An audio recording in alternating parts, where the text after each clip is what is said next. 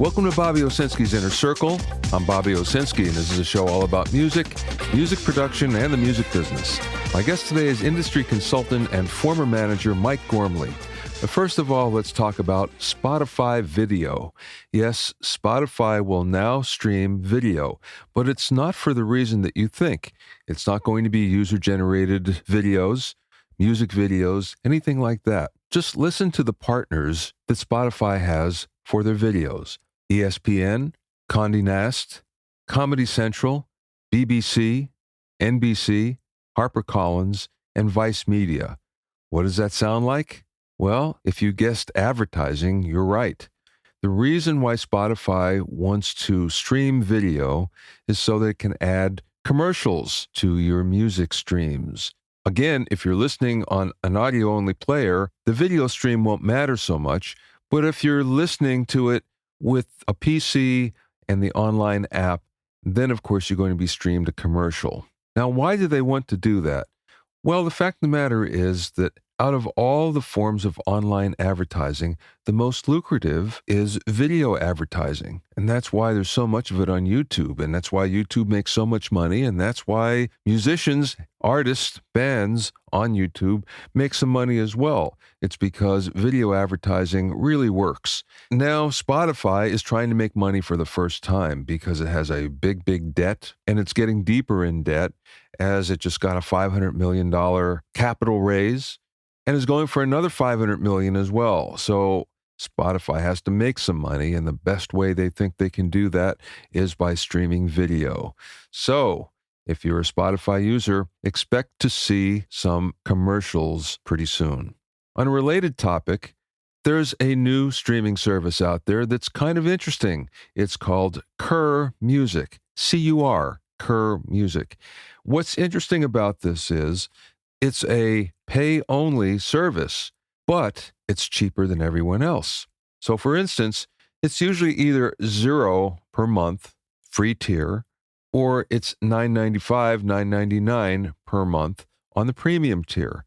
With Curmusic, they have two tiers. The lowest one is $2.99, and they call that the Octo tier. And the highest one, the premium one, is $6.99, called the Inked tier. Now, both of these are ad-free, and they're more like Pandora than like Spotify. So, for instance, it's non-interactive, so you can't call up the song that you want. But a lot of people don't want that. They just want their taste to be known and then have a playlist kind of made for them. So this is what Curmusic might be good for it. Now, one of the limitations is the fact that they only have 10 million tracks. 10 million is a lot of tracks, and it's not something that you're going to listen to in your lifetime. That being said, it's not the same as Spotify or Pandora or just about anyone else, where they have up to 30 million, 35 million even. Again, more songs than you listen to in your lifetime, plenty of music. But if you're looking for something special, it may not be there. If you have any questions or comments, send them to questions@BobbyOInnerCircle.com. Don't forget about my new coaching program. It's 101 mixing tricks, big studio tricks with a small studio, and now you can get it by the module. There's 5 modules, and you can get each one individually if you so wish. Go to 101mixingtricks.com to learn more.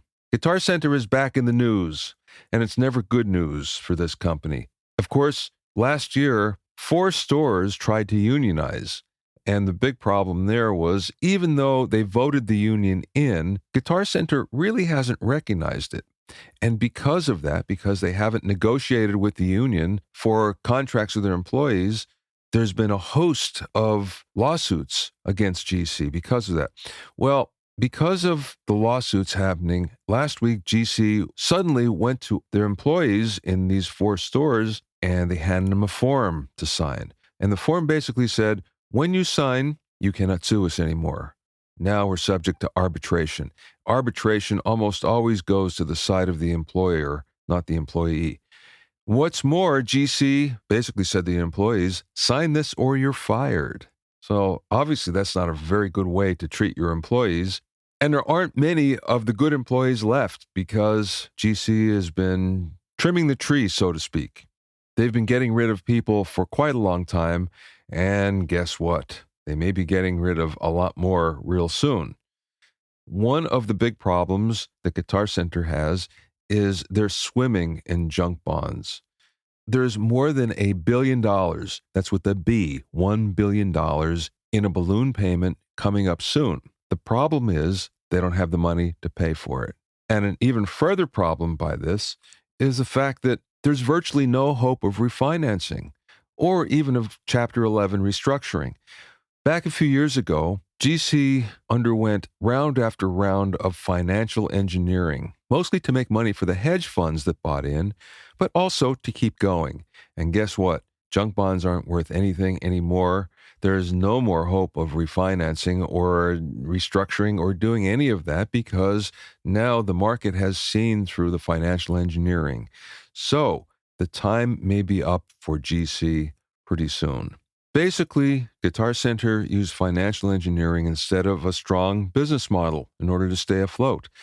Now, the way this kind of works is they owed so much money to the bank that they were too big to fail, so to speak. In the financial world, there's a saying that goes something like this. If you owe $1 million to the bank, it's your problem. If you owe $100 million to the bank, it's their problem. And the fact of the matter is, GC owed hundreds of millions of dollars, and that's why they've been kept afloat. If it was anyone else, if it was a smaller entity, they would have been gone a long time ago. So if you're used to buying instruments and accessories from GC, it just might be time to look for another vendor. My guest today is Mike Gormley, who started in the business as head of PR for Mercury Records and later A&M Records, and he had clients like Rod Stewart, Rush, and the Police. Mike later expanded into managing acts like the Bangles, Oingo Boingo, Walla Voodoo, and Danny Elfman, and now he heads up LA Personal Development.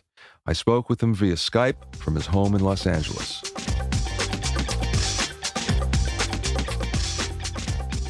So let's go back kind of to the beginning. A lot of people have a hard time breaking into the business. How did you get your first record label job? I'm not sure. I'll tell you why. I was a columnist and feature writer at the Detroit Free Press, which at the time was the fifth largest morning newspaper in North America. And Rob Oberman was head of publicity for Mercury Records. And he flew into Detroit one day and we had lunch. I thought he was just being a PR guy and hyping me on Rod Stewart or Buddy Miles or somebody at that point. And he said he was leaving Mercury Records and going to manage a band on Columbia Records called Wilderness Road, and wanted to know if I wanted the job. And I had done a little bit of PR before in my hometown in Canada, but anyway, I got the job, and it was in Chicago, and it was more money, and it was a few months before Rod's album Every Picture Tells a Story comes out. So I go from a cubicle at the Detroit Free Press to an office in Chicago overlooking the city of Chicago, and two secretaries. Wow. and I literally sat there tapping my fingers on the desk going, what do I do now? And I looked out the window, and there was the Playboy building. And that magazine goes to 7 million people. I should probably get together with them. And I did, and they ended up doing a story on Rod Stewart. And I found out after the fact that it was the first pop star that they had ever done a story on. So ignorance can pay off. They're a big publication. I'm supposed to be doing publicity. Let's go see them. And it ended up being a nice big story on Rod, and timed well with Maggie May coming out and all that sort of stuff. So I had a bit of an instinct for it, I guess. So there was no one to teach you the ropes then? They just threw you in? I had people working for me who knew more about it than I did. I had a New York office, the Chicago office, an LA office, and there, especially in New York, there were people who knew more about it than I did. But my father had done PR. I had done some PR in Ottawa on a local level. I just had a knack for it, and I don't know if Ron saw that or he just wanted to fill the space. I'm not too sure why he came to me, except a lot in those days, they thought journalists knew about PR, which of course is a different science entirely, but I had a lot of contacts, I guess, and there I was, head of publicity for Mercury Records, and Rod Stewart's Every Picture Tells a Story to come out, and I knew Rod a little bit. I had interviewed him and seen him in Detroit as a journalist, so it worked out quite well. Yeah, but one advantage that you have as a former journalist in that situation is the fact that you know how you want to be treated and you know how you want to be pitched. And I think that gives you an advantage, because otherwise, it can be, you know what it's like when you have somebody that's just being a hard ass pitching you and doesn't quite understand what you're going through. So I think that's a distinct advantage. Yeah, you're right. There probably is that element, and I think because of that, a lot of those journalists are still friends of mine, or we're connected in some way. I was backstage at a Heart show in Phoenix, Arizona, several years ago, and I introduced myself to them. And over to my right, I hear my name repeated, and I turn around. It's Cameron Crowe, who was, of course, at that time married to one of the members of Heart. And he came over and gave me a big hug, which put me in with Heart quite nicely. Yeah. And, I guess I didn't realize that there's a lot of camaraderie from those days. And I used to call him at Rolling Stone and talk to him about Rod. Oh, yeah, sure. And, I'm curious, what exactly would be your day like back then? And what I'd like to do is draw the contrast between PR that you did then and maybe what would happen today. Yeah. Big changes, but the approach is basically the same. I'll tell you my first day, which was not a typical day. There I am in this office. I'm telling you, this office was like somebody's living room. It was huge. And two secretaries out there. And, in those days, long distance calls could be kind of rough in terms of connection, especially overseas calls. So I get an overseas call. And I can't hear the person on the other end of the line at all, and no one told me who it was. So I'm hearing this crackling sound, and I'm going, I can't hear you. I'm sorry. I hear this crackling sound about 3 times. And finally I say, I can't hear you. And very clearly and very plainly, it's Rod fucking Stewart. So that was my first day. But the typical day, I had a department to take care of. I was learning the job on the job, and I had actual PR to do. And so, I would be calling Cameron Crowe or whoever it might be and trying to get stories for artists. But I'd also be, making sure people who were working for me were doing what they were supposed to be doing.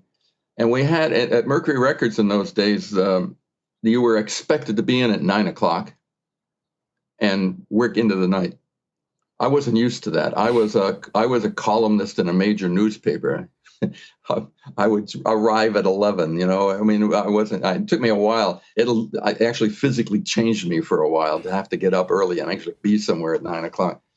And then you'd go out to concerts at night, and then they still expect you to be in there at 9:00. And took a while to get used to that. But I understood after a while that was a way to stay organized and stay focused. If you remained, coming in late and all that sort of stuff, it was a kind of a lesson.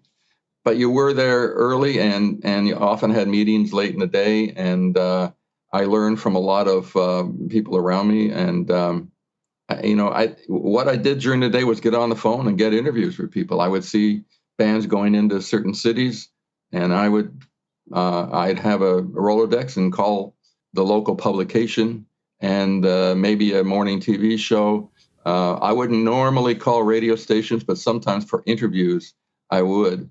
Promotion guy usually took care of that, but sometimes when it was nothing to do with airplay, but actual interview, I might call a radio station at that point.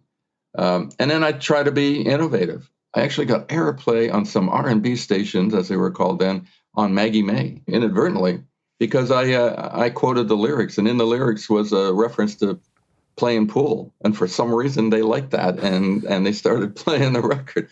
So I always tried to find different ways to do things and be creative with what was going on, and to get to creative outlets. So there was. I would just try to find maybe TV shows I wouldn't normally have, or the Playboy thing.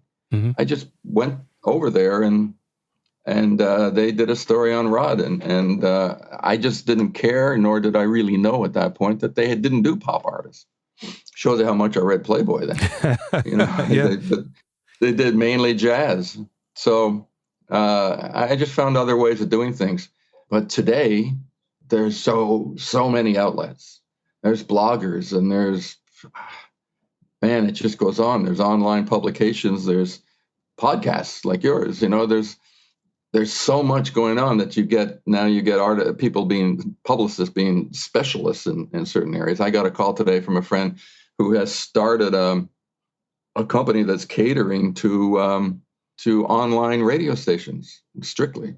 That's not news, but it just shows now it's becoming narrowcasting or narrow PR, if you will. You got to really know if there's somebody out there who knows all of these people in all of these places. I got to meet him or her, because it's tough to keep track of it all. But the basic approach is the same. If an artist is going into town, I did. I like to work with Ron Stone periodically. I don't do PR that much, but I help out Ron Stone on stuff. And he had Ray Davies on tour a couple of years ago. It was the same calling, whether it's a TV station or a radio station. Of course, what he was going to do was limited. And it was interesting because we put together a Ray Davies Day in San Francisco. I can't remember if it was a radio station involved or what it was, but we put it all together. And I had to tell the guy that I cannot guarantee you that Ray Davies will show up. Oh. So he put the whole thing together. He had a theater crowded with people. Ray showed up, thank God. he went for it. But it's just that basic contact with somebody. Call them up, and somebody's coming to town and you want to arrange an interview. It's the same. It's the same. It's just a wider range of people and places to approach. You were part of A&M during the glory days, really. Yeah. How did that come about? What was it like? Well, they kind of had several glory days, They had some great times, with Joe Cocker, the Carpenters, whoever, before I got there. Yeah. But I did get there on time for the Police and Squeeze and Supertramp and then Herb's last #1 record took place while I was there, which was and his first one in many years at that point. So, yeah, there was a lot of magic stuff going on. The lot was magic. I always thought there was just a vibe when you walked on. And it was probably the ghost of Charlie Chaplin or something. I don't know, but there was just something magic about that whole thing. It was a lot to do with the people. Well, a lot to do with Herb and Jerry. Yeah. They set a mood. Yeah. Herb might want to have a meeting and he'd call you over to your office, and at first I had to remove from my head that this is Herb Alpert I'm sitting talking to, it's just, and he helped you do that. He didn't say anything or do anything. It was just himself, which is a sweet guy. But it was a business too. And you had to pay attention to that aspect of it. But it was, sounds like a cliche, but it was a family. And to this day, it's still a family. There's an A&M website. There's A&M people stay in touch. There's a Facebook site where you can go on. I can go find out what so-and-so is doing now. If somebody has a hit, A&M people are cheering for him or her. If there's an illness or somebody passes away, the word goes out. When Gil Friesen passed away a couple of years ago, it was instant information and information regarding where there would be a celebration of his life and so on and so forth. And when I went there, it was all those people getting together, some of whom hadn't seen each other in years and some had stayed in touch. But that family aspect continues to this day. And that was how you did business at A&M. You just somehow worked together. How did you get into management? And I ask that because it seems like a logical step that happens, especially with PR guys. I mean, you just mentioned the guy that got you hired into Mercury went into management, and it just seems like that happens. Why and how? In my case, Miles Copeland, who managed the police and Squeeze and started IRS Records and was a powerhouse in the industry and particularly at A&M. I was one of the few people he didn't scream at for some reason. For some reason we got along and became friends. And I would hang out at IRS a fair amount because you'd come out of my office and make a right turn and there was IRS Records. And, you went over there and you bumped into REM and bumped into a lot of these fantastic people who were coming up at the time. And I just gravitated over to that direction every once in a while. And I was tired of being a record executive.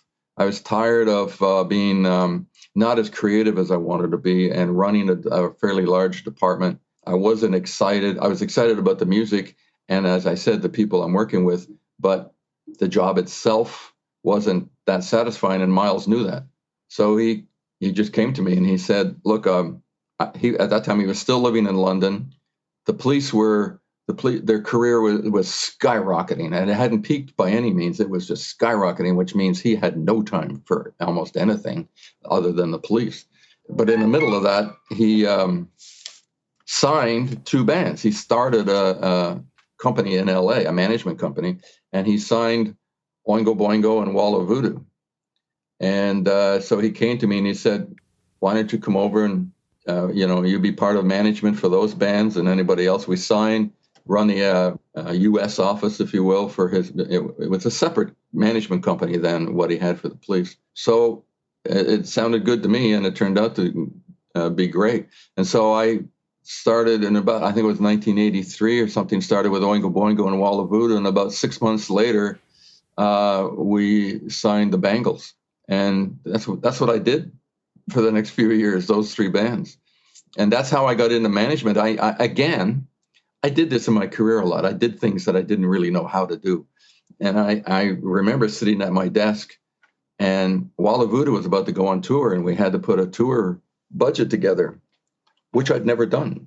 And I mean, I was in PR. I didn't do that stuff, but it was logical. We just sat down and figured it out. And again, I was allowed to be creative and thinking up different ways of getting the bands out there, and had great support because they were signed to FBI booking agency, which was Miles's brother.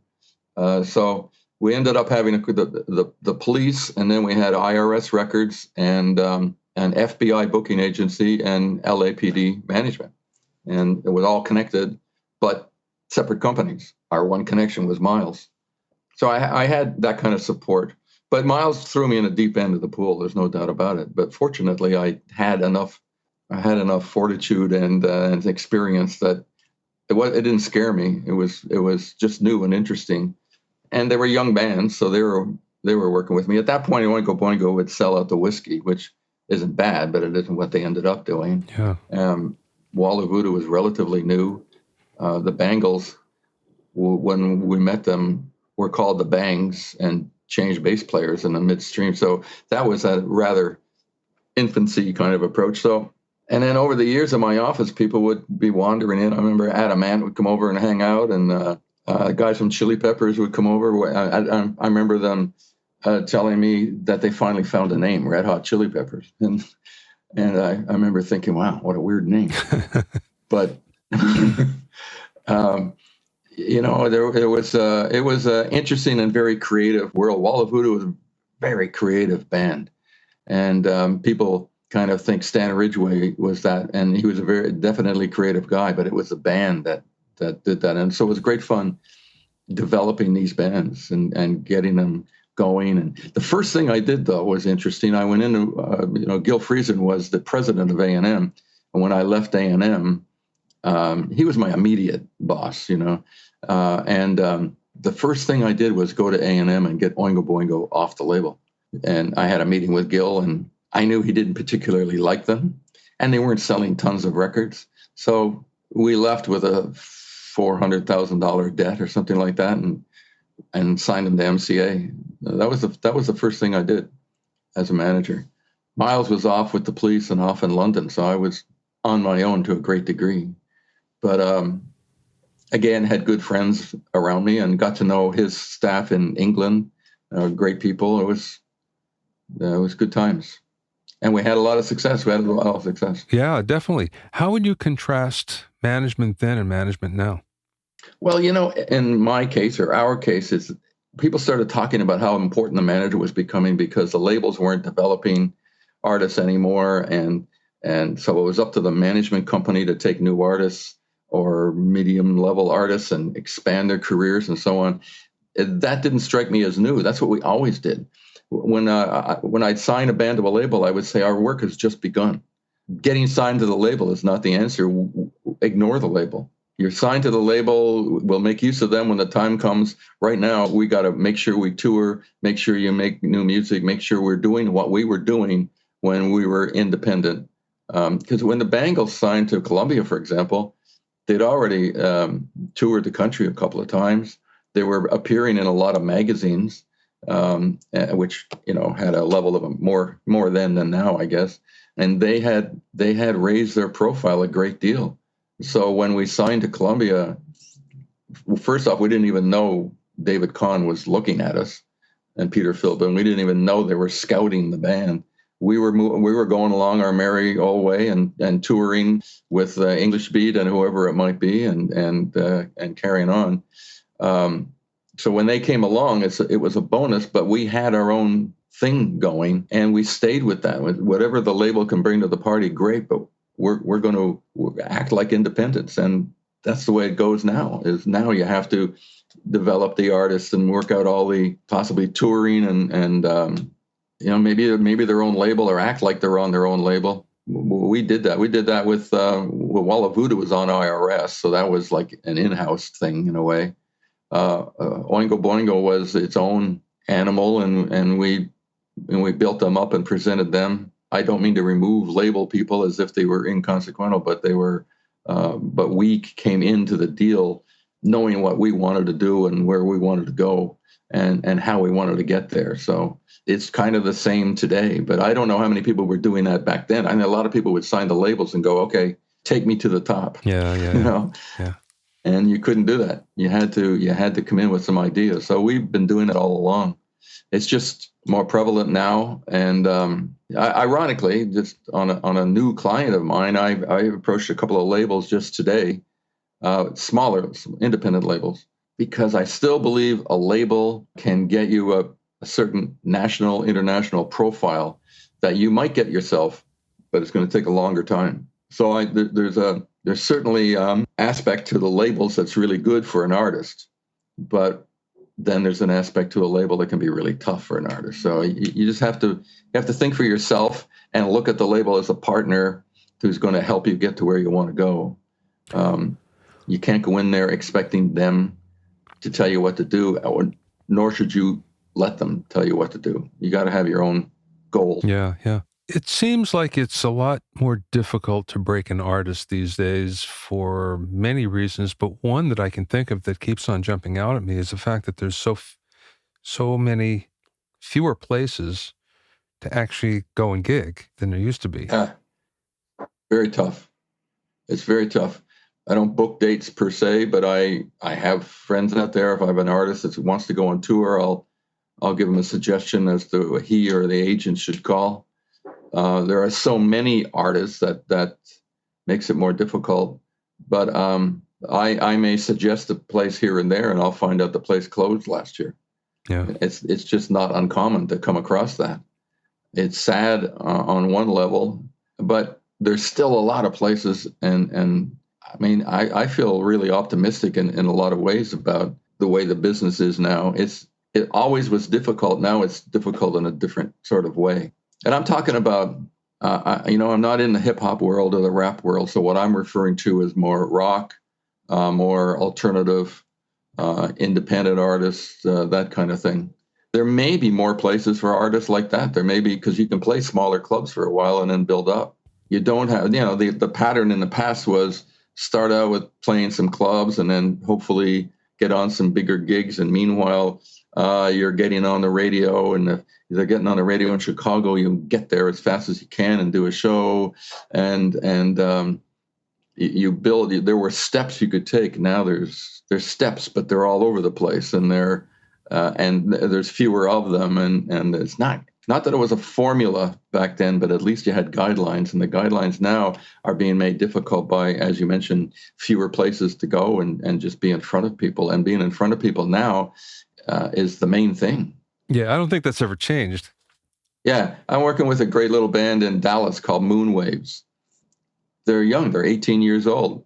Their favorite band is Jefferson Airplane, and they relate back to the 60s and that sort of thing. Although they're 18 years old, which I like, but it's just they're a new band that's going to work Dallas and Texas for a while and not worry about a label deal, not worry about making an album. They're going to make some what we would call singles and probably do videos for them and get the word out that way. You build up to it now rather than, I don't know why a lot of people worry about it. Well, full, see, I'm saying the word album here, but recording or whatever we call it. Yeah.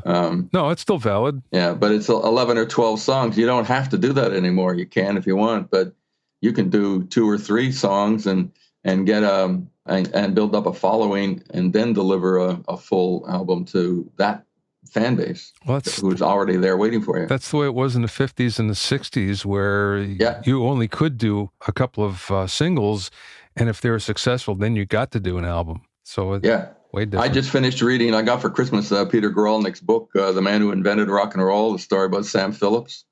And it's all about that. He started in the early 50s with blues artists, with Howlin' Wolf and Ike Turner. Yeah. And that's what he would do. He made singles, and he'd make a deal with Chess, and he made a deal with, I've forgotten the distributors, the independent distributors, who he eventually came to hate. But in the beginning, that's how he got his music out there, and that's how anybody got their music out there, singles. I don't think, and when he started, albums were even a factor. I think they became a factor within a couple of years. I don't think it's a bad formula. Get people loving you, and then deliver them a full picture of what you do. There's so much going on and so many ways of listening and so many artists out there. You can't expect them to even be able to focus on a whole album. Yeah, they're going to go to 2 or 3 tracks anyway. So give them 2 or 3 tracks, and then if it's fine, everybody loves you, give them some more, or maybe in a full form. Yeah, I think the way that it's changing is more singles, more material that's more frequent. So every 6 or 8 weeks or 10 weeks or whatever, it's better to come out with something and feed your fan base and maybe expand it a little bit. And then the other advantage is the fact that every time it's a new event.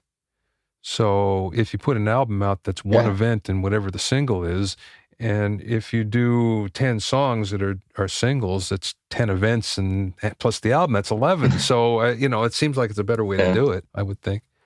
Yeah. You might remember in the days of MTV, you would say, well, you have to make a video. Yeah. And then that went away. Now you have to make a video again, because the biggest radio station or record company, whatever you want to call it, is YouTube. Yeah. Fortunately, you can make an interesting video on your iPhone or whatever. You don't need the full crew and the cameras and the expense. You can make them in your living room, and people accept that. And sometimes people even like that more than the fancier videos. And so, you might need a video now, but it's not like you need to spend $100,000 on it. You can spend nothing on it or next to nothing on it, and people don't judge you by that. They just are listening to the music. I've had some label people, especially from the larger indie labels, tell me that they're just as happy with a lyric video that they could put out, Or sometimes if they need it out day and date, just a picture of the band or the artist and, overlaying the music, and they get just as much action or nearly as much action with that as from a fully produced video. And it's a lot more cost effective. And again, if you can have something out day and date, it's a lot better. I'm working on a thing now. There's an artist who's been around for a while named Daryl Purpose, like a folk artist, for lack of any other descriptive term. And we're looking at videos. We're looking at one. He has one song. This isn't coming out for several months, but he has one song that's about the death of Edgar Allan Poe.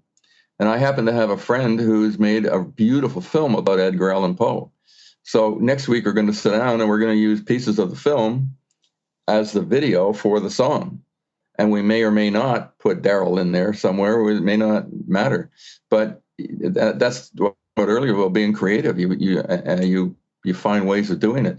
There's another song we may do on his record that we may do in animation. And there's a studio that will do animated videos for relatively little money. And so we may do a different song that way. And, so it's fun to find ways to get around. I've been in the indie world now so long that I automatically look for ways to do something for nothing. Yeah. I haven't had a label head to call for a long time to say I need more money for the video. We just had to do it ourselves. Yeah. So you come across some really creative people when you're scrambling like that, and I find it a lot of fun. When I talked to you the other day, it was New Year's Eve actually, we saw each other at a party. You told me that you were consulting. What does that mean exactly?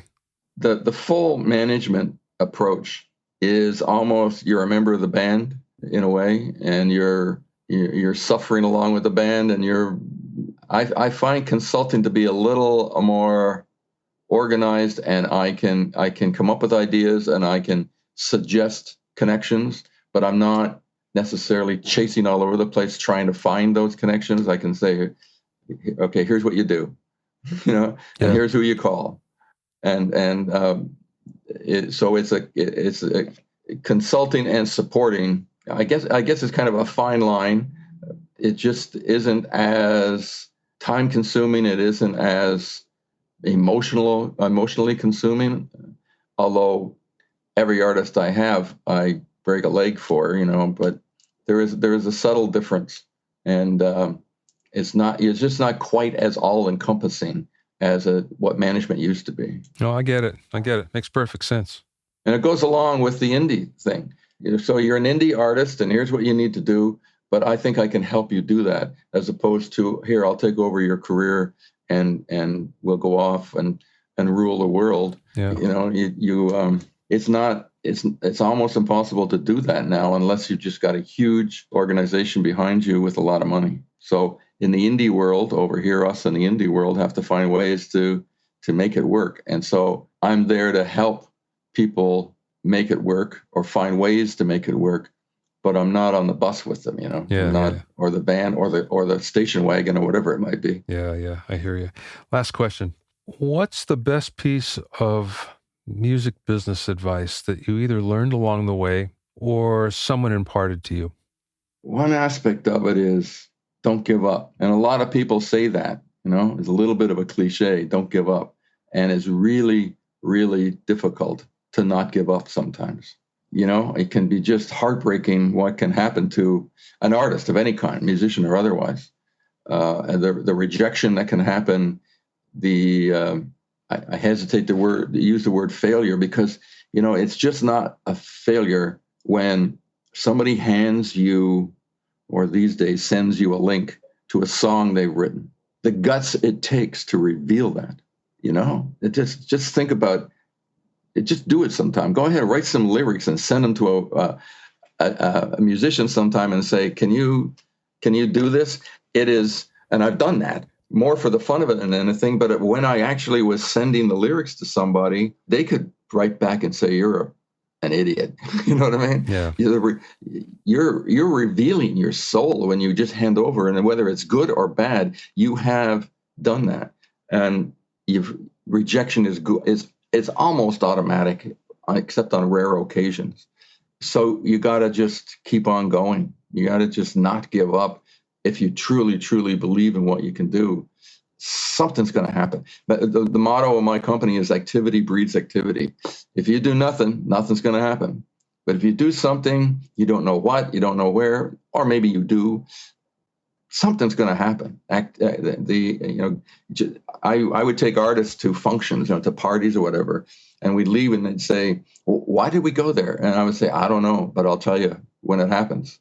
That guy we met, that situation, it happens all the time. If you're active, you're going to come across somebody who's got something for you or believes in you or whatever the case might be. So that's my motto. It's activity breeds activity. Just keep on going and don't give up. And you may not reach that goal you think is your goal, but it'll have ultimately a positive effect on you in some way. That's a great motto, a great saying. Very cool. Thank you. Thanks so much for your time today. This is great. It was as much fun as I had expected, and I'm really pleased that you did this. I enjoyed it a great deal. Thanks. To find out more about Mike, you can go to his LinkedIn page, or you can go to lapdev.com. That's lapdev.com. Thanks for listening and being in my inner circle. Remember, if you have any questions or comments, you can send them to questions@bobbioinnercircle.com. Many thanks to Steve Cherubino. He's the host of the EDM Producer Podcast at edmmr.com. Thank you, Steve. He helps put the show together. To listen to other episodes of Bobby Owsinski's Inner Circle, go to bobbyowsinski.com and select the podcast tab, or go to bobbioinnercircle.com, or find it on iTunes, Stitcher, Mixcloud, or Google Play. At bobbyowsinski.com and bobbyoinnercircle.com, you'll find a sign-up form for my newsletter and for alerts for new podcasts. This is Bobby Owsinski. I'll see you next time.